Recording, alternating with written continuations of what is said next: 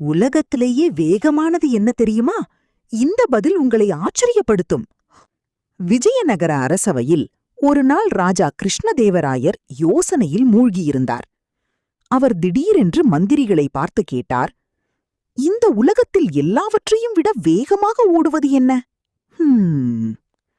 அரண்மனை அமைதியாகியது. முதல் மந்திரி எழுந்து, அரசே, குதிரைதான் வேகமானது. அது ஒரு கணத்தில் தூரம் கடந்துவிடும் என்றார். இரண்டாவது ஒருவர், இல்லை அரசே, காற்றுதான் வேகமானது. அதை யாராலும் பிடிக்க முடியாது என்றார். மூன்றாவது ஒருவர், நதிதான் வேகமானது. அது ஓடிக்கொண்டே இருக்கும் என்றார். ராஜா கேட்டுக்கொண்டே இருந்தார். ஆனால் அவருக்கு திருப்தி இல்லை. அப்போது எல்லாரும் எதிர்பார்த்தது போல தெனாலிராமன் மெதுவாக எழுந்தார். அரசே, இந்த உலகத்தில் மிக வேகமானது மனிதன் மனசுதான் என்றார்.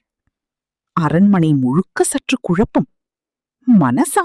அது எப்படி என்று ராஜா கேட்டார். தெனாலிராமன் சிரித்தபடி விளக்க ஆரம்பித்தார். அரசே, நீங்க இப்போ இங்கே உட்கார்ந்திருக்கிறீர்கள். ஆனா உங்க மனசு ஒரு நொடியில் உங்க குழந்தை பருவத்திற்கும் போகும். அதே மாதிரி இன்னொரு நொடியில் தூரத்தில் இருக்கும் நாட்டிற்கும் போய்விடும்.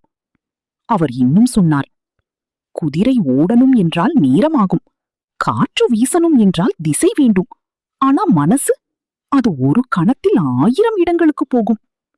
இதை கேட்ட ராஜா முகத்தில் பெரிய சிரிப்பு. உண்மைதான், நம் மனம்தான் மிக வேகமானது என்றார். அரண்மனையில் இருந்த அனைவரும் ஆச்சரியப்பட்டார்கள். ராஜா மகிழ்ச்சியுடன், தெனாலிராமா, நீ எப்போதும் போல புத்திசாலித்தனமாக பதில் சொன்னாய் என்று கூறி அவருக்கு பொன்னான பரிசு வழங்கினார்.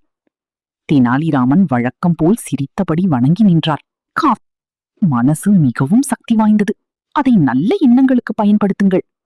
யோசித்து பேசுவதுதான் உண்மையான புத்திசாலித்தனம். இன்னும் இப்படி புத்திசாலித்தனமான கதைகள் பார்க்க லைக், ஷேர், ஃபாலோ, சப்ஸ்கிரைப் பண்ணுங்க.